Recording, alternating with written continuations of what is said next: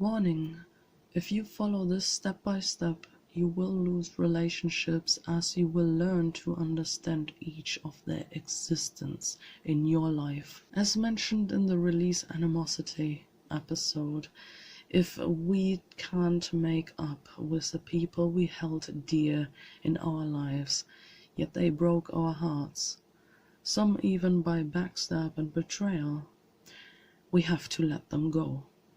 For our own soul's peace. Either they accept us as we are, and we accept them for who they are, or we let them go. Anything else will come in the way of our own personal healing journey. As mentioned in the Release Shame episode, if we hold onto the negativity of not letting people go, or setting our own sails away from them, no matter the reason, we have a reason. Protection, self-respect, order. As the saying goes, pick your poison. We all had our fair share of various experiences in relationships. I had relationships who were mentally and spiritually abusive, accusatory, malignant, toxic, and full with hidden blaming, shaming, and animosities. The actions so diverse, yet it originates from one source only: spite. Because you made them feel inferior, whether knowingly or unknowingly, they can't sit with their shame and learn to understand its meaning, so they lash out, so they don't listen, so they don't play fair. So they abandoned you while holding you around like livestock itself. There are a lot of methods to release relationships. On top of your mind, you can probably already name a few. Blocking them, deleting them, breaking the relationship in any way possible. It's a good start, but it doesn't end there. What about your heart and mind? Have you ever made a graveyard for your emotions? I'll guide you through making one. First, collect everything from them and bundle it all in one space.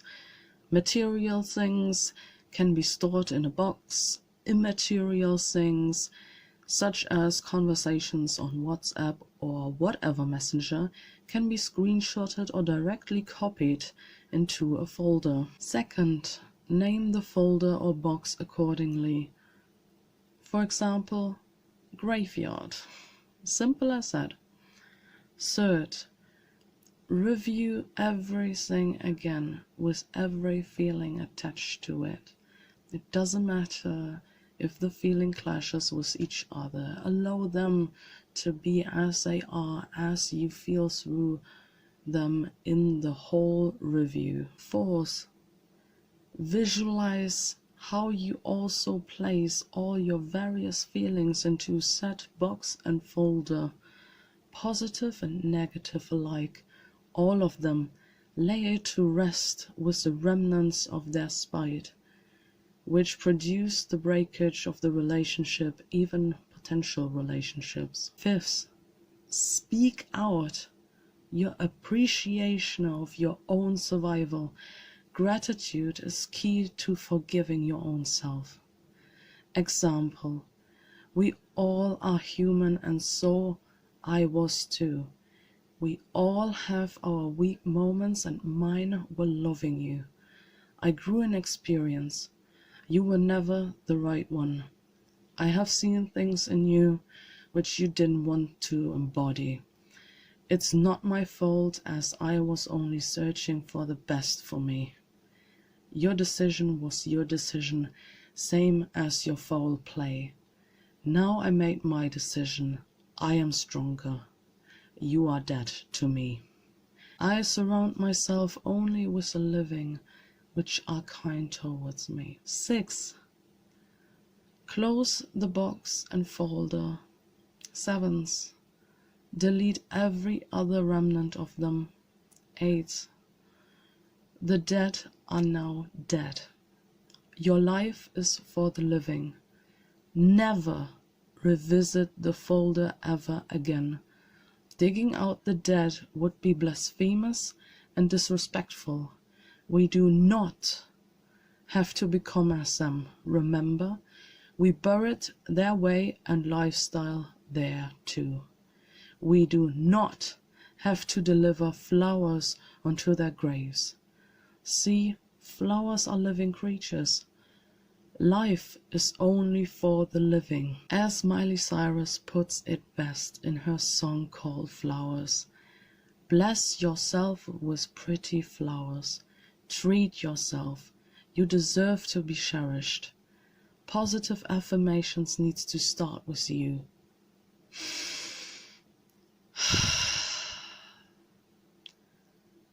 It already feels so much more peaceful than before. So what do you gonna do next? Make a plan for your life onwards. Travel, fun activities, reawaken a beloved childhood hobby, taking yourself out on a date in a restaurant, bistro, or even a cinema. With this, I give you the pencil back into your hands. The pencil you have willingly gave away in hopes of returned kindness. Do not be afraid, as it has been returned to you. Feel the warmth of opportunity the pencil is radiating into your palm. Now it's up to you to write your story onwards, as vibrant and colorful as much as you want it to be. Everything is in your hands. Isn't that beautiful? Have a blessed, wonderful day. See you again in the next episode. Please like and follow for more insightful videos in the near future. Want to support me? Link in bio. After all the previous episodes, now we reached a threshold of no return. We are learning that our wounds needs healing. Whatever interaction we had, it left a mark on us. The marks, aka spiritual wounds, are making us who we are, yet we choose which ones are deciding our fates, and how it influences us in the ongoing future. We have the choice. Healing these spiritual wounds can only be done by spiritual healing. Most of us have already heard this term before, some didn't. I'm gonna encompass my definition of this practice onto you. Use it or not, it's your free choice. Spiritual healing. Have you ever had repeating patterns in your life, cycles of the same thing happening to you over and over? We call it karmic cycles. Some are comfy with it, some aren't. If you're sick of it, then spiritual healing is an exit out of it. First of all, you don't need any tools. No magical teas, mushrooms, or whatever. It's unnecessary. Everyone can go through the healing process without those tools. After clearing up the biggest misconception out there, let's get started. Best I explain it on the premise of the previous episode. The emotional graveyard principle works on this matter.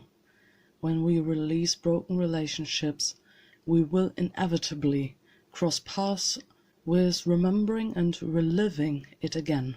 It's painful, it hurts. But do not look away or stop. Let it all go through your body as you feel your whole way through it. You are allowed to rage and cry because all of your emotions are valid, good and bad.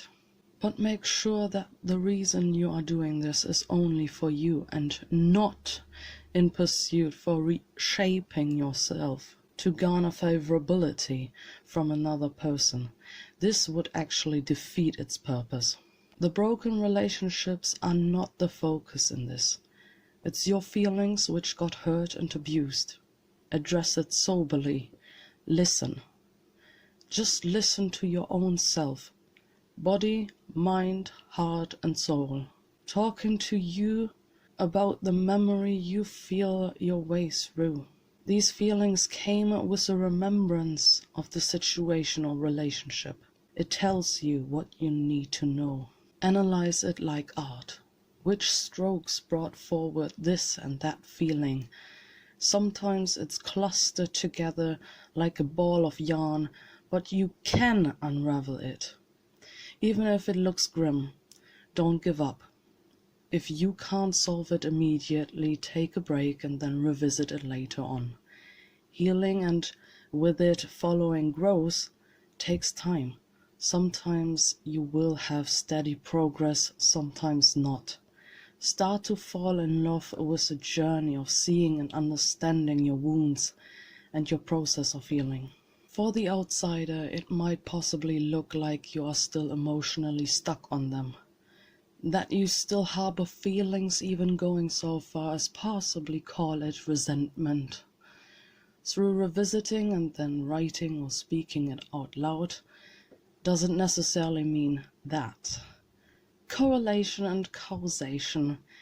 We people need to do better to not lump one thing together with another thing. Just because it looks connected doesn't mean that it is connected. In this case, an outsider might perceive it as rekindling or craving or addiction, while you as an insider are just cutting every single strand of emotional cord to them. This is how one works through their own pain. The pain of spiritual healing.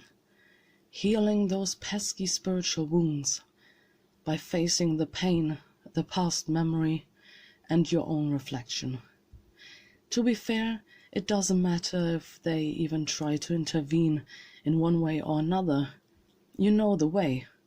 It might be difficult to look the other way when they do their flashy tantrum, but you can do it. I mastered it by addressing my own insecurities. Seek internal validation by yourself, and you have no reason to look elsewhere. It also shifts your mindset on how you perceive relationships and human interaction altogether. The strength was always in your hand.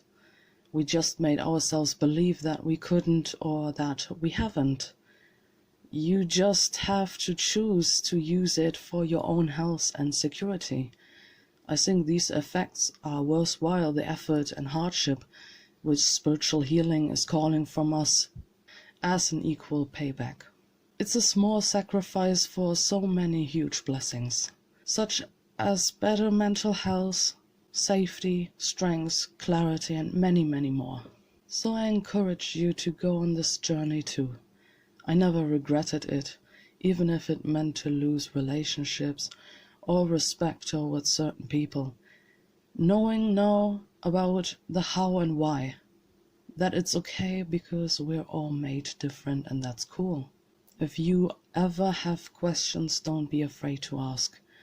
But to be honest, most questions will answer themselves in due time, when you open yourself up to receiving even the most difficult and hard truths out there, while you are on your very own healing journey.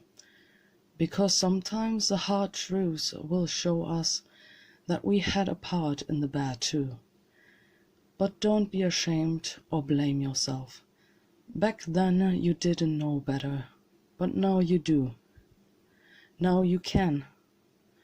You have it in your own hands.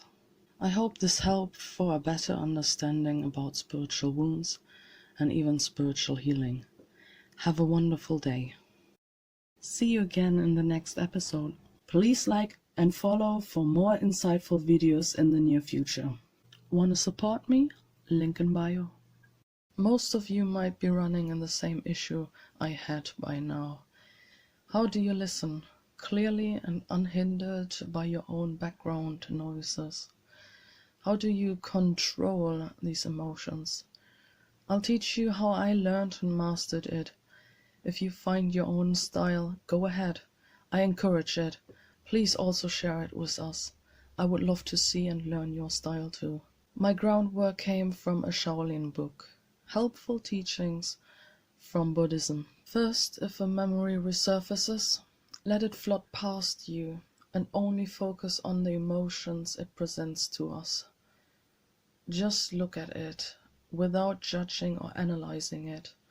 Find the understanding in its being and existing, just for this moment.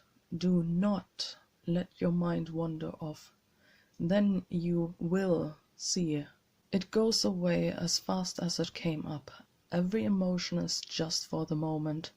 It never stays behind. It moves on, as do we, as we feel yet again at another moment in time and along our way. If you master this, we can move on to the second step. If we practice the first step well enough, we can go over to analyzing the emotion. For example, if it's sadness, it's not just sadness, there's more. If it's happiness, it's not just happiness, there is more. Explore it, and you will notice that it's spiced up with various underlying tones and tastes of other emotions, including their mix, to this cocktail party. When we internalize this broadened understanding of emotions, we are ready for the third step. The cocktail of emotion we felt came because of the memory or remembrance of an old circumstance. You are distant yet not unbound from your feelings. As you look and analyze them, sort the feelings to the actions in detail. Take your time. Going into detail always takes effort and time, yet it's worth it to go the distance. The how, what, and where questions will be unfolding to you like a beautiful flower in the first hours of daylight. After all this work in progress, no matter at which step you're currently at, take a moment and give thanks and appreciation to yourself. You came a long way.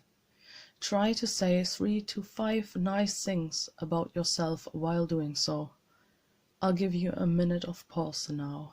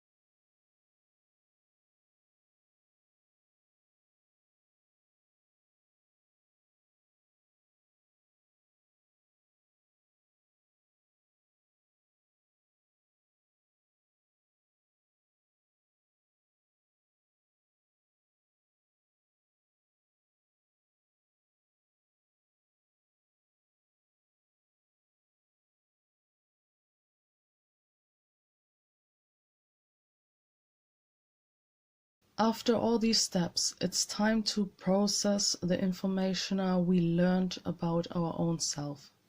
Body, mind, heart, and soul. We can now decide whether we still agree with our own boundaries and limitations in personality, feelings, and the handling of the situations. I learned via repetition about the roots to my insecurities and fears. Even if we feel like we can control them, we actually can't. It's rooted deep within us. Certain experience imprints certain impressions onto us. Even if we clear our conscious mind, we still have to clear it out of our subconscious and unconscious minds. The previous steps help you in raising your own awareness around this matter and then to release it. If you want to, that is. Sometimes we will come across an addiction, bad habit, or other blemishes and faults in our own self. Now we can choose. Do we keep them, or do we want to release it? Some of them come with perks and their downsides. Are you willing to sacrifice them, or do you feel safe and good enough with them? No matter your answer to the question you will privately ask yourself, it's your choice. You have it in your hands. There we have it. Your choice is your steering wheel. It's your control. Everything else is just movement, a constant of fluid change passing through along our lives. I hope it helped you to gain further insight. Have a mellow day. Please like and follow for more insightful videos in the near future. Want to support me? Link in bio. We all reach that point once or twice. To be honest, more than twice in our lives. Jealousy can be a poisonous current, a dangerous whirlpool who looks gentle and kind to the one feeling it. You will know its dangerous pull when everything falls in place. She's dangerous, I hate her. You feel danger from people because you unhealthily crave something or someone. Sometimes it is even invoked in us to keep us unhealthily attached to someone, someone who doesn't want to treat you right, playing with multiple hearts as if those are just toys, all for a quick shot of happiness and the rush of victorious glory. A glory oh so rotten. I am also a human. I know about the temptations laying and lying outside. It's not worth voluntarily chasing it, and the devil will make it extra pretty, so that you lose sight and ultimately your own rational reason.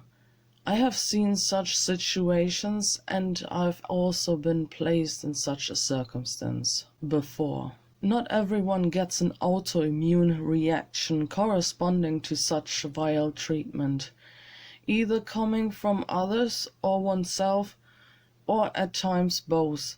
So please don't let yourself be discouraged. Even you can navigate your way through this dense fog of jealousy. It's just another illusion we don't have to listen to, and holds no power over us, unless we give power to it, unless we succumb. It's a battle, don't get me wrong.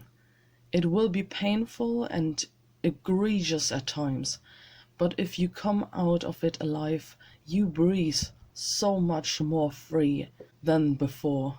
You will feel such a gratitude for life and your own life. I survived it, are the 3 words followed by a happy smile. When others try to invoke jealousy in us, it has nothing magical to it.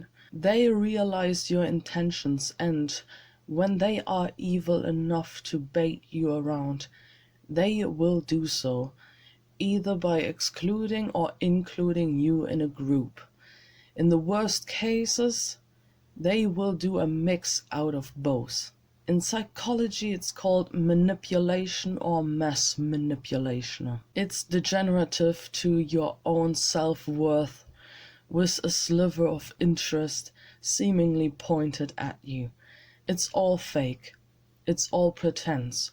No one who has real honest intentions in you would do such a foul play. Nobody would do any kind of ridiculous plays if it comes to love. A pet peeve of mine is lovers like to tease each other. No, they don't. Real lovers don't hurt each other. Write it down and pin it to the wall.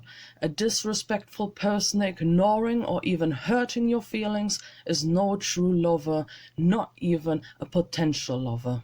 It's a hater, a happiness hater, because they will hate you the moment you get rid of their nastiness and find your own happiness in your own self-esteem and self-worth. The only thing I can tell you is that cutting that person off 100% might be at times egregious, because they will try to get back under your skin. But if you can maintain your professionality, they're gone for good. No need to worry about them, especially if you crank up on learning self-defense techniques in the process.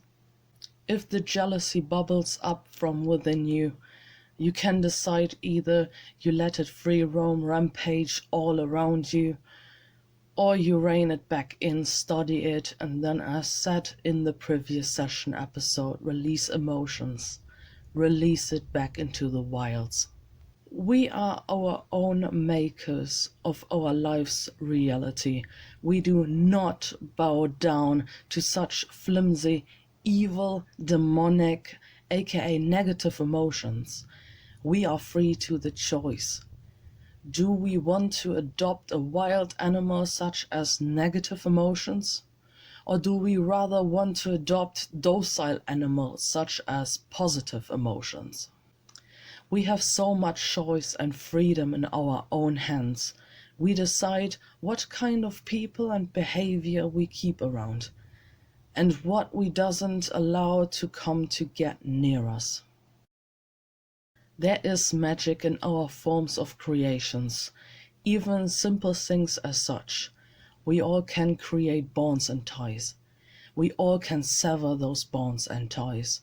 No other being has a higher ruling over your decision making. Those who are offended by your standing and taking that power back, as it already belonged to you since birth, will get mad at you, and as previously said, will most likely attempt to goad or bait you back into being with them or allowing them to be around you. Do not fall for it. The worse their treatment will get to you. I promise you it will end worse when allowing them back in. If you stand firm, they will be sour. We all need to relearn that some people are just meant to stay in our lives for a certain period of time. The sad connotation is only due to an understandable lack in insight. Rather see it as a journey where so many people come together through good and bad, to learn together with each other, from each other, beside each other, and then separating each other. This topic was a lot for today. Make sure to take a breather, go outside, get some fresh air, which relightens the mood, or even Zen by meditation, whatever brings you back into a zone of comfort. Sadly, sometimes we have to address the elephant in the room, even if it turns uncomfortable, such as this topic. I hope you have a contemplative day of reinsurance. See you again in the next episode. Please like and follow for more insightful videos in the near future. Want to support me? Link in bio. Warning, this will be triggering no matter what. So obvious matter aside, here we go. How do we release us from misunderstanding and being misunderstood? Nowadays, we are so readily available to misunderstanding each other, yet nobody wants to be misunderstood. Oh, irony. Where does it originate from? Yet again, it's all in the fields. Think about the last time you felt misunderstood. What was your go-to reaction? I answer your answer. Not everyone is at war with you. Not everything is an immediate attack. Yet sometimes it happens because we were sensibilized by media going overboard on negativity, robbing us from us, so that we can't see nor listen properly anymore. We became one-dimensional for three-dimensional creatures. I'll give you a sort of checklist. Have you truly listened to what someone said to you in a conversation? Can you repeat it right now? If you can repeat it to said person, will that person agree on the information you picked up from the conversation? There is a technical term. In psychology, it's called communication model. Ever heard the names of Watzlawick or Schulz von Thun? They defined how we humans communicate, how we hear and speak with each other, such as a 4 ears and 4 mouths model. These are a beginning, but I also have to admit they are super flawed.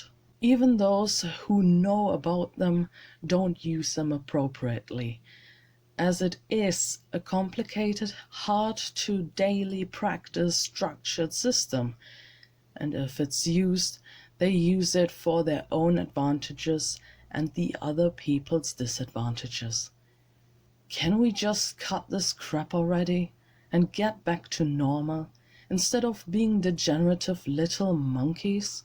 We developed onwards so much from not being as our simple monkey ancestors. So why would we want to walk backwards? It's healthy and okay to feel ashamed. We all do special things at times, if you catch my drift. It's how we get the so-called learning curve.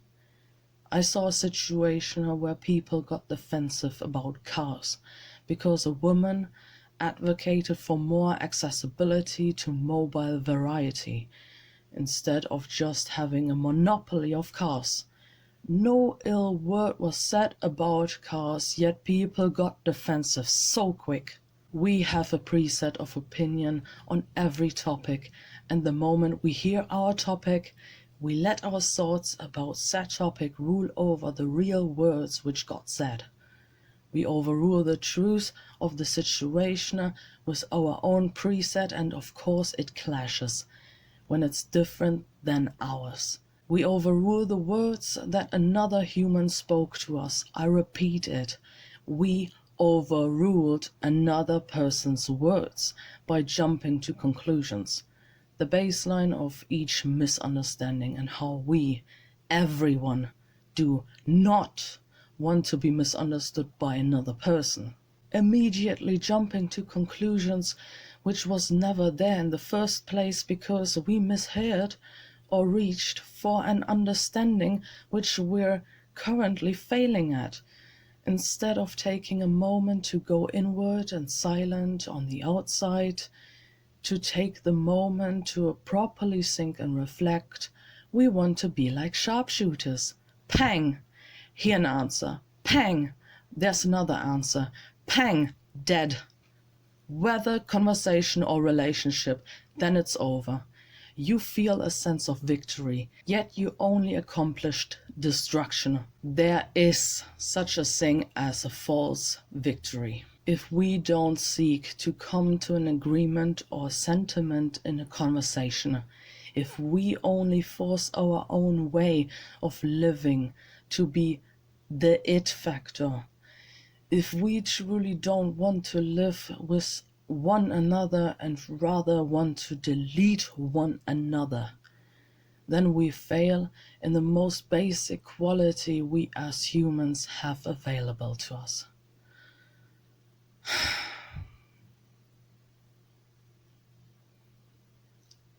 Take your time. Even if these modern times are calling us to be quick and on our toes, I can assure you, even those ballerinas who are on their toes, they do so with precision and taking the time to use their accumulated knowledge through their effort in standing on their toes. No one is chasing you. We only get chased by the unrealistic expectations of media presenting itself as society.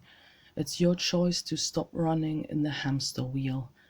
You are the maker of your own life's reality, even if it's sometimes rough. A good conversation and good relationships all have one thing in common. They don't fear confrontation in a conversation, and they converse with an open heart for each other's opinion in whichever matter. Dodgy are those who shy away from speaking out or speaking up about a topic. Even the most uncomfortable topic is worth pursuing. It's nourishment for the brain and for the heart. To understand, learn and feel how another person lives through their life, so stark different than yours. Not everything we will hear or encounter will be pleasant to our ears, but that is okay. We all are capable in deciding to make room of any form of understanding towards another fellow human soul out there, even if it's just a kind nod to show that you listen to them and acknowledge the words. A nod is not necessarily a sign or clear show of you understanding and agreeing to them. I know too many people think so. In a previous release episode, I spoke about correlation and causality. One does not imply the other, so make sure to follow up on it. If it's not clearly expressed which one, there's no shame in asking. Any good nurtured person would do so and be open and receptive to it. This is already amazing enough to pursue a random conversation, next time in a supermarket waiting line, or at a doctor's waiting room, or with a neighbor or a random stranger you run into. Have an amazing conversing day. See you again in the next episode. Please like and follow for more insightful videos in the near future. Want to support me? Link in bio.